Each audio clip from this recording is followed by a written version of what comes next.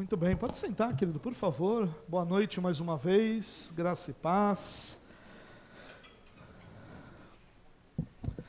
Como eu já disse, né, uma noite especial, e eu vou fazer um exercício aqui de tentar falar menos, mas como eu disse de manhã, não posso fazer promessas, né?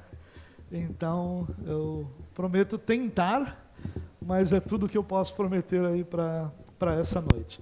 Irmãos, eu queria compartilhar uma palavra que está num texto que há muitos anos me acompanha. É um texto que, para mim, além de um texto claro de ensino, né, é um daqueles textos de alerta das Escrituras. Aqueles textos que você deve olhar e perceber como nós podemos chegar a uma situação, a um momento, a uma realidade totalmente diferente daquela que nós imaginamos chegar no início da nossa trajetória. Quando nós lemos lá no livro de Apocalipse as cartas de Jesus às 7 igrejas, nós temos ali elogios com relação à postura, nós temos ali repreensões também com relação à postura, nós temos conselhos, nós temos, de uma forma muito clara também, promessas que fazem parte ali da mensagem, né, e fazem parte do que Jesus ensina à igreja. E quando nós olhamos para as 7 cartas do Apocalipse, nós olhamos para os conselhos de Jesus com relação à igreja. E o conselho de Jesus para a última dessas 7 igrejas, ou seja, para a igreja de Laodiceia, é um conselho, não, uma realidade triste, porque fala de uma igreja que havia começado bem, que havia começado em Cristo, mas que ao longo do tempo se perdeu, que ao longo do tempo se tornou uma igreja completamente diferente daquela que queria ser no seu início e que foi no seu início. Portanto, eu queria compartilhar esse texto, mas eu preciso muito fazer uma introdução bastante clara, né? Talvez um dos poucos textos da Bíblia onde a igreja não tem um elogio. Talvez um dos poucos textos da Bíblia que, ao tratar da igreja, não elogia, não exalta, não engrandece a igreja pela sua postura. E eu não quero, de forma alguma, aqui fazer uma comparação com a nossa igreja, não é essa a ideia, nem com nenhuma outra igreja, também não é essa a ideia. Mas o que eu gostaria de fazer, através dessa mensagem, é nós olharmos para aquilo que nós podemos nos tornar quando nós esquecemos quem é o centro de todas as coisas e passamos a confiar em nossas próprias forças, em nossa própria capacidade. Esse é um perigo que todas as igrejas têm, que todas as igrejas passam por esse perigo, enfrentam esse perigo em algum ou em alguns momentos da sua história.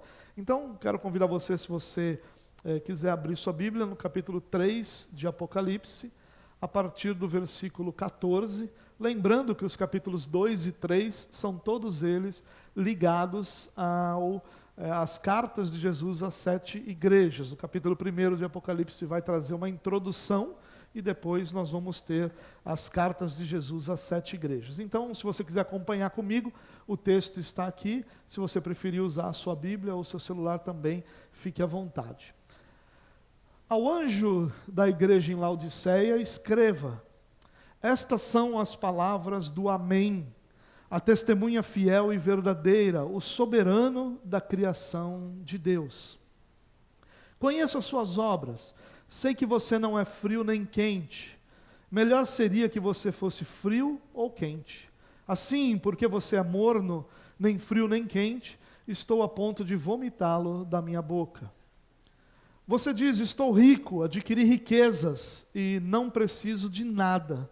Não reconhece, porém, que é miserável, digno de compaixão, pobre, cego e que está nu. Dou-lhe este conselho: compre de mim ouro refinado no fogo e você se tornará rico. Compre roupas brancas e vista-se para cobrir a sua vergonhosa nudez. Compre colírio para ungir os seus olhos e poder enxergar. Repreendo e disciplino aqueles que eu amo. Por isso seja diligente e arrependa-se. Eis que eu estou à porta e bato. Se alguém ouvir a minha voz e abrir a porta, entrarei e cearei com ele e ele comigo. Ao vencedor darei o direito de sentar-se comigo em meu trono, assim como eu também venci e sentei-me com meu Pai em seu trono. Muito bem.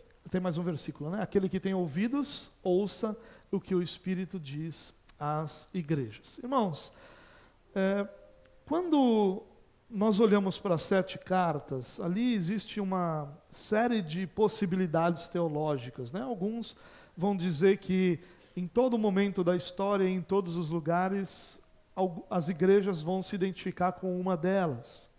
Outras vão ter a ideia de que há um desenvolvimento histórico nas 7 igrejas, e que cada igreja seria um período da história. Outros dizem que ali apenas é uma figura do que a igreja é, do que a igreja pode ser, dos perigos que rondam a igreja.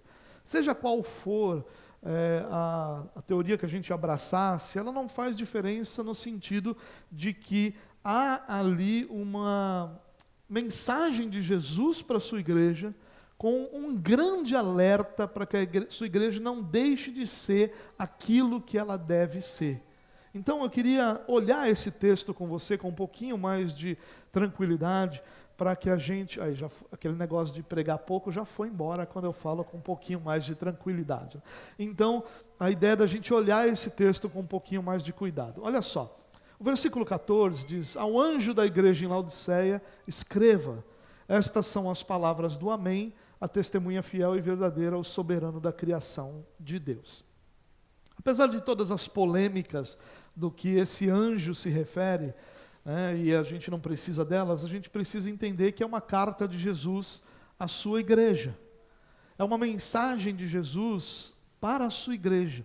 Essa igreja era uma igreja física, uma localidade física em Laodiceia, uma das 7 igrejas que ficavam na Ásia, que receberam essa carta e receberam essa mensagem, e a igreja de Laodiceia recebeu essa mensagem daquele que é o Amém, ou seja, daquele que é a consumação de todas as coisas, daquele que é o fim de todas as coisas, daquele que tem a última palavra em todas as coisas, daquele que é a testemunha fiel e verdadeira, que é o soberano da criação de Deus. Então Jesus se identifica aqui dessas 3 formas: daquele que tem a palavra final, daquele que é a testemunha fiel e verdadeira, ou seja, como nós cantamos, daquele que é o retrato de Deus, daquele que é a expressão exata de seu ser, e daquele que é o soberano da criação de Deus, ou seja, que governa sobre tudo aquilo que Deus fez. Esse é Jesus que se identifica aqui. Ele se identifica como o soberano, como a expressão exata e como aquele que tem a última palavra, ou que é o fim de todas as coisas. Talvez fosse até uma compreensão mais interessante. Ou seja, nós estamos falando aqui de Jesus enviando uma mensagem para a igreja. Então não é Paulo fazendo um exercício de compreensão, ainda que se fosse também não faria diferença, porque seria inspirado do mesmo jeito. Mas nós temos aqui uma mensagem do próprio Jesus para aquela igreja local, sitiada, localizada ali na cidade de Laodiceia, mas também uma mensagem de alerta para toda a igreja, em todo o tempo e em todos os lugares. E qual é essa mensagem? Preste atenção a partir do versículo 15. Conheço as suas obras. Então Jesus está dizendo que sabe quem é a igreja de verdade. Não aquela igreja que nós queremos parecer, mas a igreja que nós somos. E ele vai dizer para a igreja de Laodiceia, como um alerta para nós, que sei que você não é frio nem quente. Melhor seria que você fosse frio ou quente. Assim como você é morno, nem frio nem quente, estou a ponto de vomitá-lo da minha boca.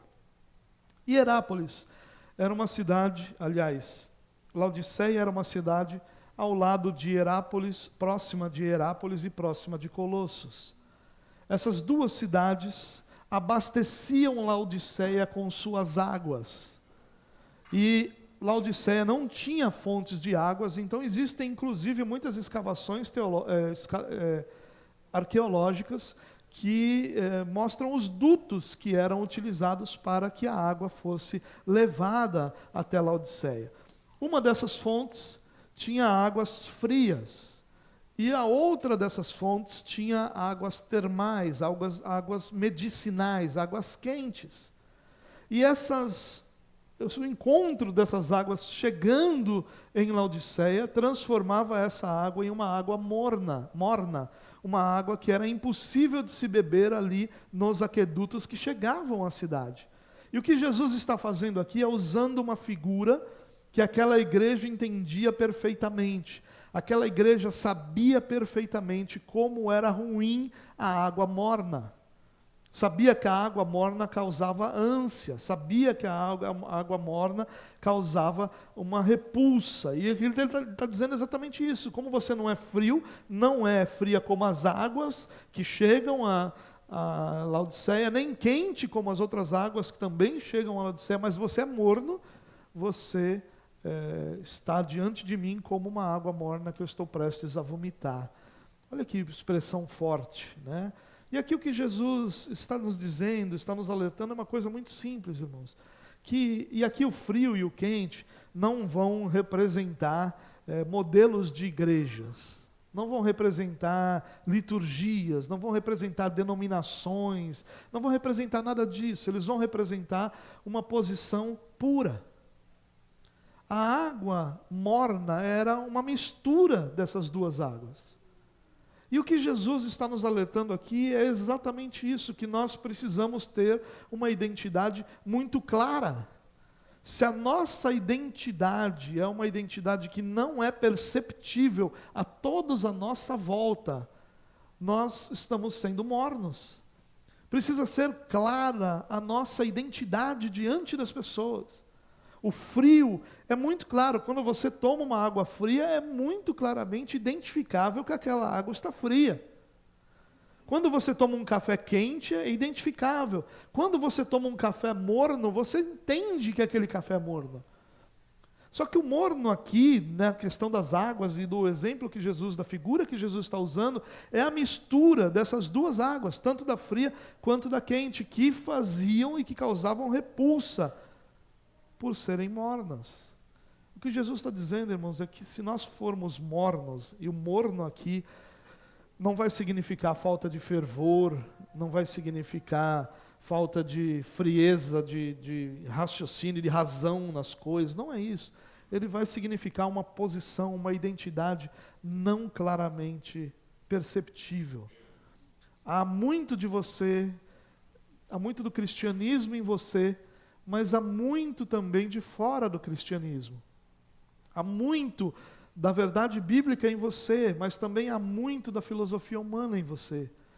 Há muito em você da verdade de Deus, mas também há muito em você da verdade fora de Deus, ou seja, daquela verdade que as pessoas expressam como verdade, mas que não são verdade de Deus, ou seja, mentira.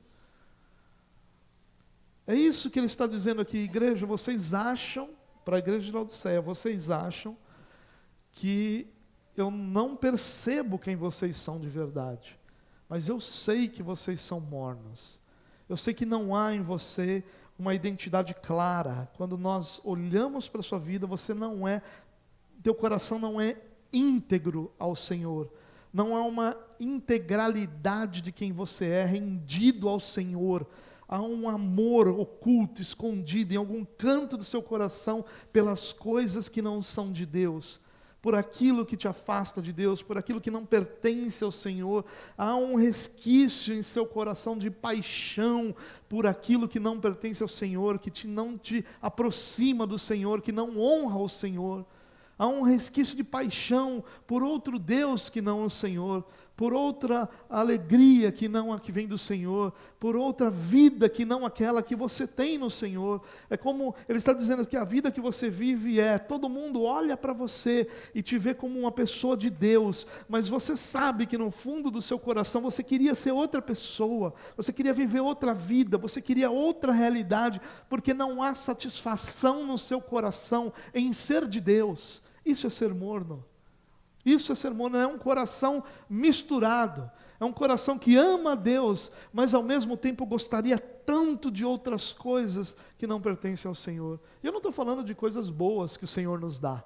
Não é disso que eu estou falando. O Senhor nos dá família, o Senhor nos dá férias, o Senhor nos dá dinheiro, o Senhor nos dá todas as coisas, saúde, todas as coisas que nós podemos desfrutar. Não é disso, eu estou falando daquela paixão de eu estou aqui, mas o que eu gostaria mesmo era de estar vivendo aquela outra vida. Eu amo o Senhor, mas eu queria tanto estar experimentando essas outras realidades. Eu queria tanto estar nessa outra vida. É isso que Jesus está chamando a atenção da igreja aqui. Mas ele continua dizendo o seguinte, preste atenção nisso.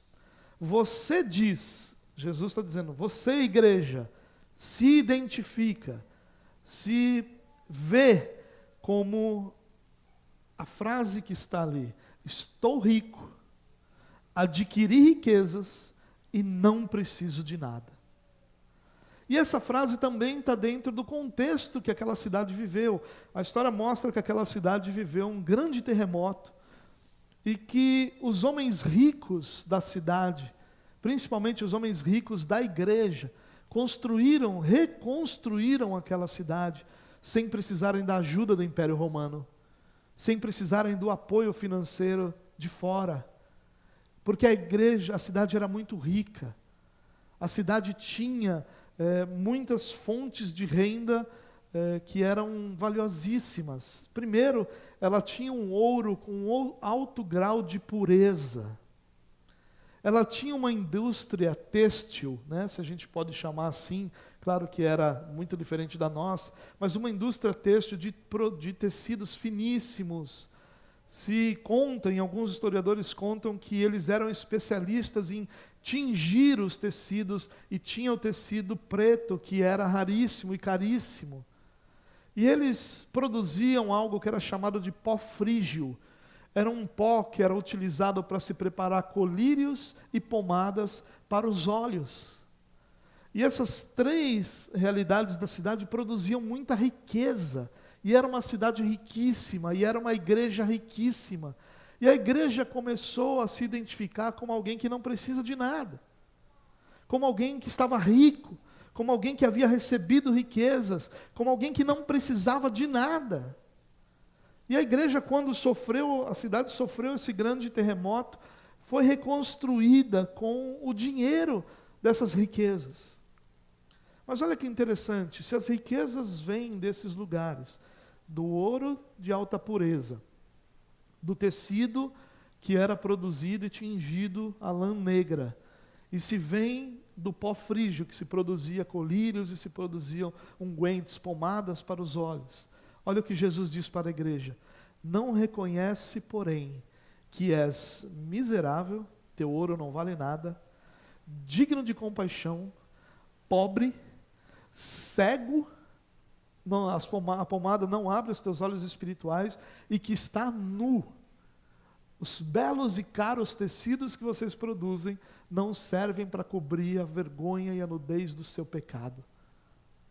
Olha que palavra dura de Jesus, meu Deus! Graças a Deus que é Jesus que está dizendo isso aqui, senão isso seria proibido de falar na igreja nos dias de hoje. Ele diz, olha, você é miserável, ou seja, o teu dinheiro não serve para nada, toda a riqueza humana que você tem não muda o fato de que você, diante de Deus, é miserável. Você é digno de compaixão, de novo aqui a expressão que Paulo vai usar quando ele diz que se eu espero em Cristo somente para essa vida, eu sou de todos os homens o mais digno de compaixão. Ele está dizendo, vocês esperam em mim somente para essa vida, não há expectativa da eternidade no seu coração. Ele diz, vocês são pobres, toda essa riqueza que reconstruiu a cidade não lhes permite comprar o céu, não lhes permite comprar a eternidade, não lhes garante um lugar diante de Deus. É cego, porque ainda que os teus olhos físicos tenham remédios para poderem enxergar melhor, os teus olhos espirituais estão fechados, não enxergam o que Deus está fazendo, e está nu, porque a nudez do teu pecado está diante de Deus. Meu Deus, Esse Jesus era porreta, né? Que bom que ele pode falar o que a gente não pode, né?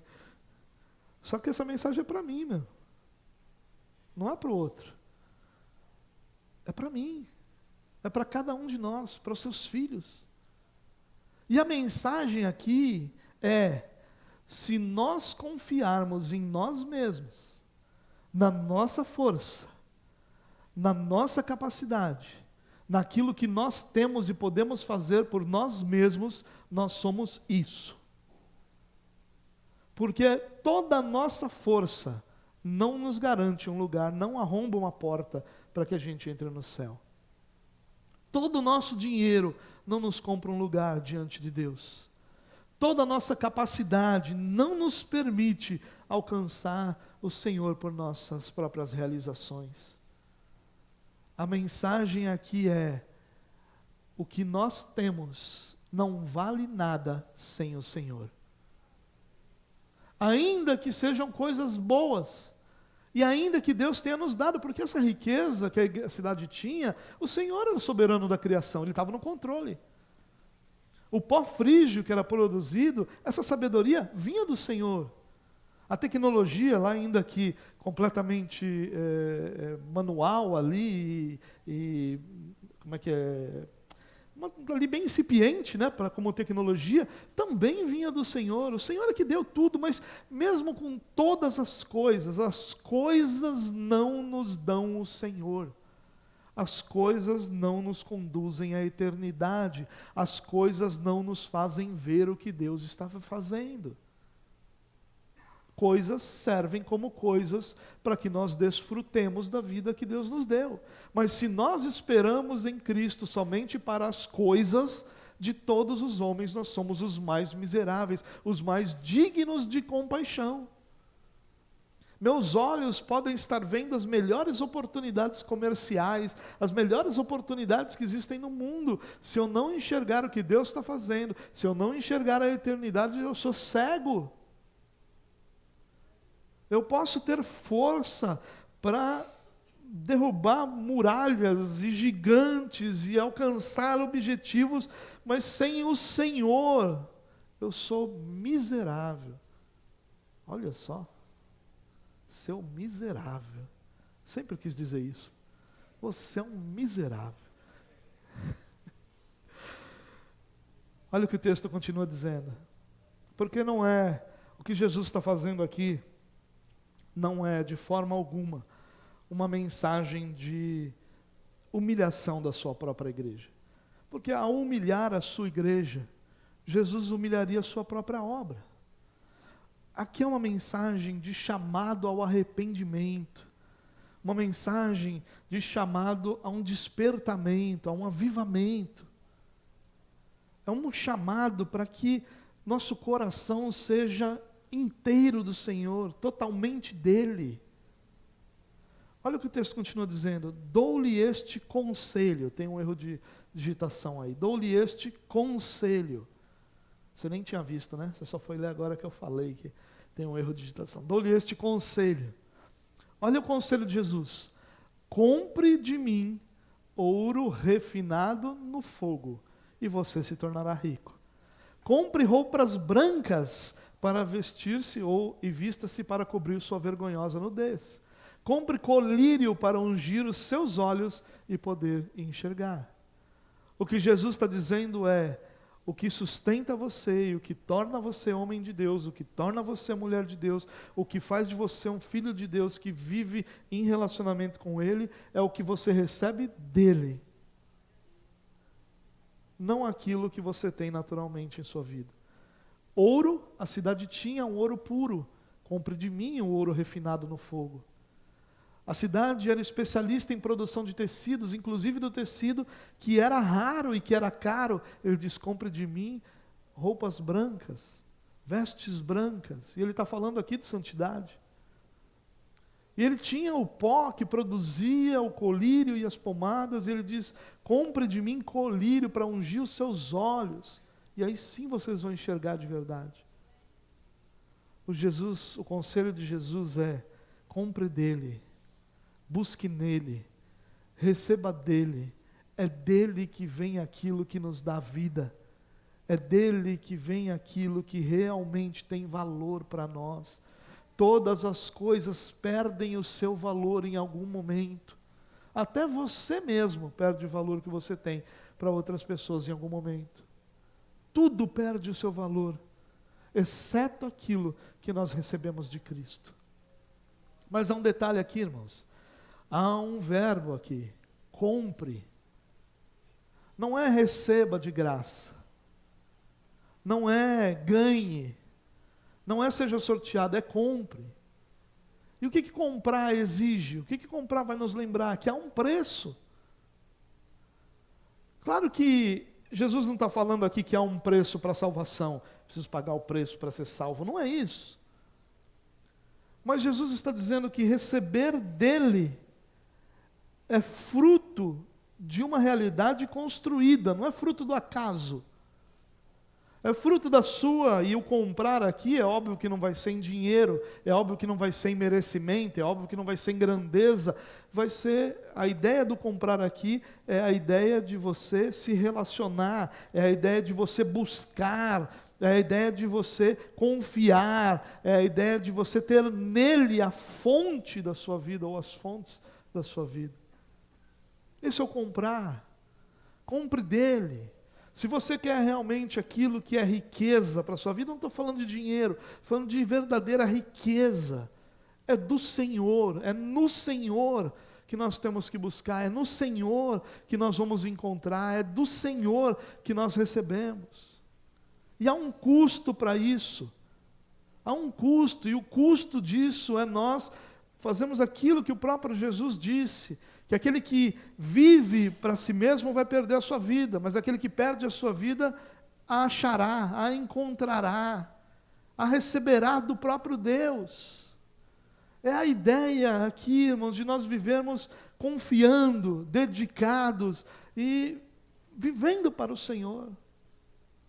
Vivendo num relacionamento de verdade, não num relacionamento hipócrita, que é apenas uma aparência, não num relacionamento superficial, onde nós falamos de Deus, onde nós sabemos de Deus, mas nós não conhecemos Deus. O próprio Jesus falou isso, sobre aquele dia, onde muitos me dirão: Senhor, no seu nome, nós expulsamos demônios, nós curamos doentes. E a gente podia dizer mais um monte de coisas, nós plantamos igrejas, nós tocamos as mais belas canções, nós fizemos os mais belos poemas, nós evangelizamos em diversos lugares. São obras que são feitas e não há nenhum mal nelas, Jesus não as questiona e Jesus não as diminui. E aí Jesus diz que nunca conheceu as pessoas que estão alegando ali que por suas obras elas mereciam. Porque é isso que as pessoas estão dizendo: Senhor, no teu nome nós fizemos. Como assim nós não vamos estar diante do Senhor por toda a eternidade? Jesus diz: não, vocês fizeram muitas coisas, mas vocês nunca fizeram por mim, vocês fizeram por vocês mesmos, porque isso os beneficiava, porque isso deu grande nome a vocês. Nunca foi por minha honra, eu nunca conheci, porque por mais que vocês fizessem, nós nunca nos relacionamos. Olha que dureza, meu Deus. Não sei se era isso que eu devia pregar hoje. Hoje é dia de batismo, devia estar falando de festa e alegria. Mas, irmãos, esse é o conselho de Jesus, que a igreja não se perca, mas que a igreja entenda que a riqueza, a visão e a santidade, que são representados por essas três figuras, só podem vir do Senhor. Toda santidade que não vem do Senhor é falsa. Ela é apenas exterior, ela é apenas verbal, ela é apenas visual. Toda riqueza que nós temos se vai embora de uma hora para outra. Irmãos, quantos milhares de empresas fecharam durante a pandemia? Empresas que até um dia antes da pandemia tinham seus donos seguros de que estavam tranquilos para o resto da sua vida, porque tinham bons faturamentos, porque tinham uma boa administração, porque tinham tudo. E de um dia para o outro, tudo mudou e milhares não conseguiram passar para não dizer milhões no mundo, não conseguiram passar por esse momento. Tudo pode mudar do dia para a noite. A única riqueza que realmente dura para sempre é Jesus Cristo, nosso Senhor. O texto continua: repreendo e disciplino aqueles que eu amo. Por isso seja diligente e arrependa-se. Irmãos, esse versículo aqui eu acho que devia ser estampado em camisetas cristãs. Porque a gente estampa alguns versículos, tipo, tudo posso naquele que me fortalece. Não tem nada de errado nesses versos, também são versos. Mas esse verso é um verso que está em falta. Porque hoje a igreja vive numa apatia espiritual tão grande, que esquece que Deus é um Deus justo também. Nós exaltamos o amor de Deus, a bondade, a longanimidade, e nós abandonamos a justiça. Ele diz, olha, eu repreendo e disciplino aqueles que eu amo. Disciplina é instrumento de cura. Repreensão é instrumento de cura. Mas é dolorido. A única coisa que eu consigo pensar parecido com disciplina é dentista. Eu não fico tentando imaginar o que seria assim igual é dentista. Porque é uma coisa que nós precisamos, é uma coisa que nos traz cura, mas o processo é doloroso, é ruim, é desagradável. Claro, tem outras situações que a gente poderia pensar, mas pare para pensar nisso. Jesus está dizendo aqui, a igreja que vive longe de mim, vai ser repreendida e vai ser disciplinada. Isso deveria fazer os nossos joelhos tremerem, irmãos. Nós deveríamos ter os nossos joelhos tremendo diante da possibilidade da disciplina do Senhor. E aí ele diz, por isso, seja diligente. Sabe o que é diligente? Diligente é quando você faz com energia, com rapidez, não é pressa, mas rapidez, e com convicção. Tudo isso junto é diligência. É quando você faz aquilo que você sabe que tem que fazer, coloca a sua energia naquilo e faz agora. Isso é diligência. Ou seja, Jesus está dizendo, resolva agora isso. Não é para amanhã, não é para depois. Não é esperando que o Espírito Santo mude sua vida, mas é se arrependendo. Ele diz, arrependa-se. Uma outra palavra que também nosso vocabulário tem abandonado. Há uma necessidade de nós olharmos nossas obras e nossa vida e nos arrependermos daquilo que desagrada o Senhor. E o texto continua. Eis que eu estou à porta e bato. Se alguém ouvir a minha voz e abrir a porta, entrarei e cearei com ele e ele comigo. Irmãos, esse texto aqui talvez seja um daqueles da lista dos textos mais mal utilizados da vida. Muitas pessoas vão dizer que Jesus está batendo a porta do coração das pessoas, se ela abrir, a pessoa encontra a salvação. Não. Por que não? Primeiro, pelo elemento da ceia, que é um elemento exclusivo da igreja. Então Jesus está falando com a igreja. Segundo, que Jesus está do lado de fora. E a outra figura que a Bíblia usa para quando Jesus está do lado de fora da vida de alguém é morte espiritual. Então, o morto consegue ouvir? Não. Essa figura, ela não se encaixa na vida de alguém que não tem a Cristo. Essa é uma mensagem de Jesus para a sua igreja. E é desesperadora, porque olha o que Jesus está dizendo. Igreja, eu estou à porta e bato. Vocês são igreja e eu estou do lado de fora.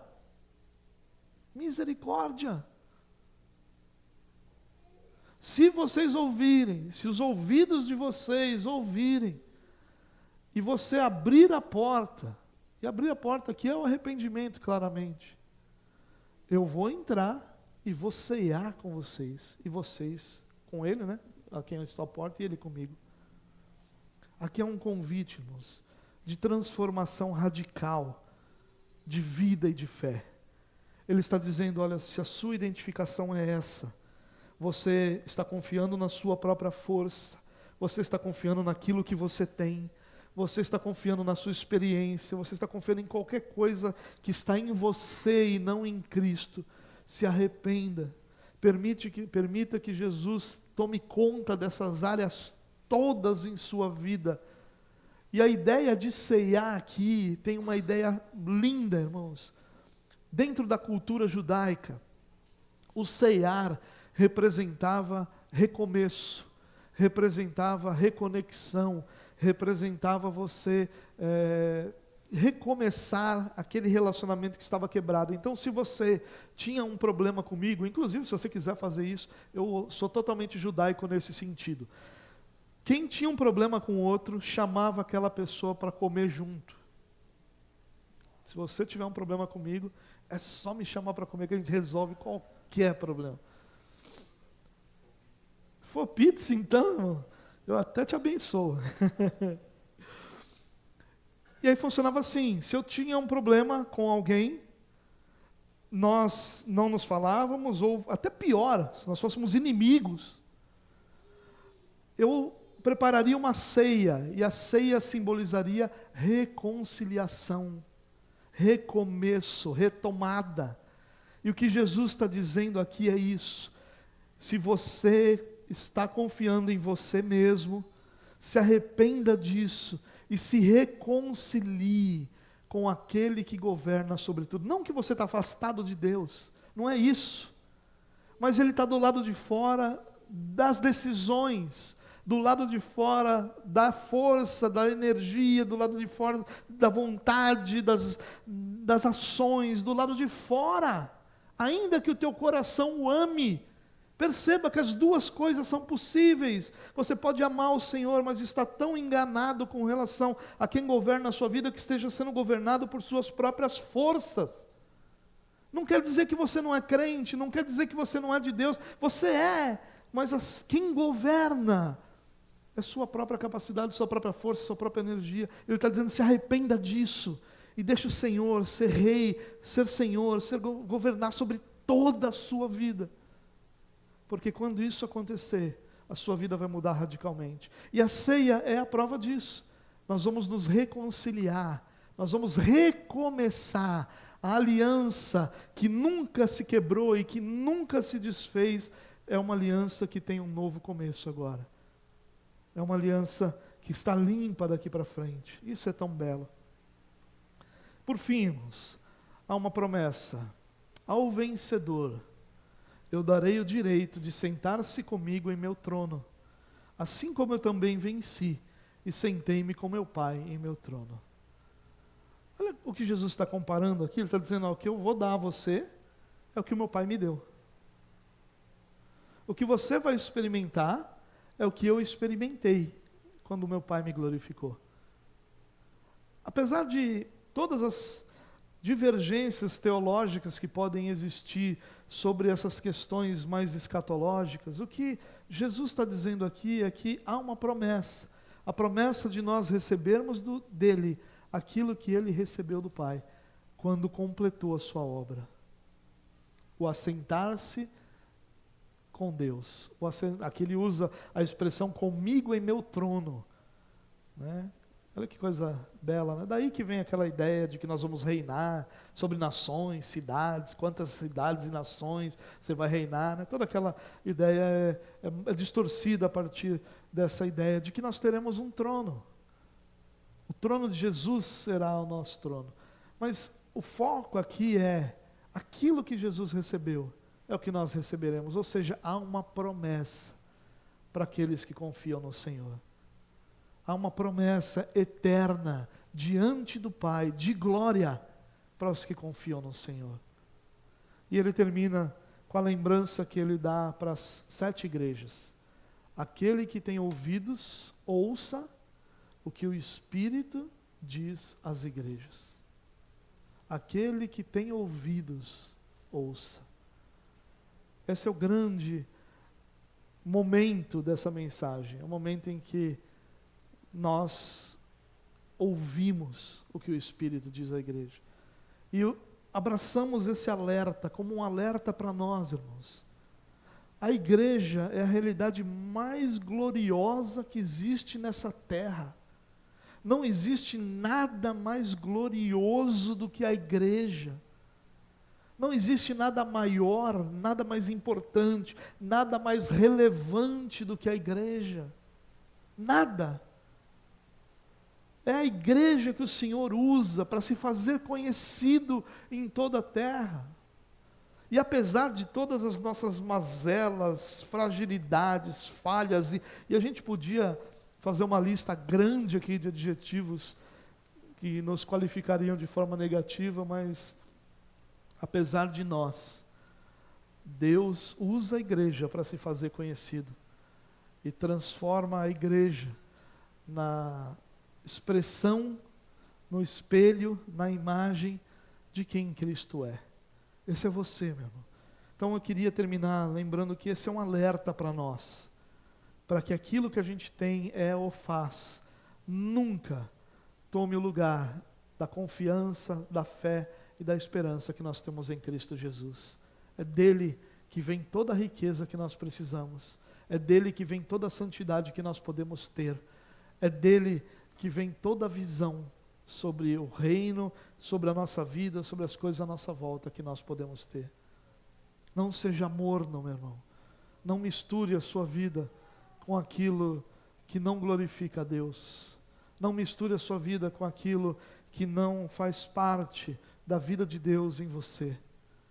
Usufrua da vida, viva tudo aquilo que o Senhor te concedeu. Faça aquilo que faz parte da sua vida sem nenhum problema. Não é sobre isso, é sobre você misturar o seu coração, dividir o seu coração.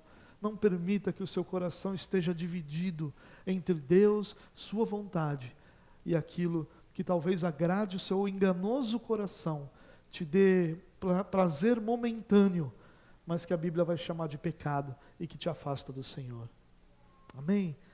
Senhor, nós te louvamos pelo privilégio de sermos repreendidos, disciplinados, de sermos alertados pelo Senhor com relação ao que uma igreja pode se tornar quando ela abandona o Senhor, quando ela esquece quem o Senhor é, quando ela deixa de depositar a sua confiança em Ti, Deus. Ajuda-nos, Pai, a olhar para essa mensagem como um chamado de Deus ao nosso arrependimento, ao recomeço e a uma história de glória diante do Senhor. Nos abençoa, Deus, em nome de Jesus, Pai. Amém. Amém.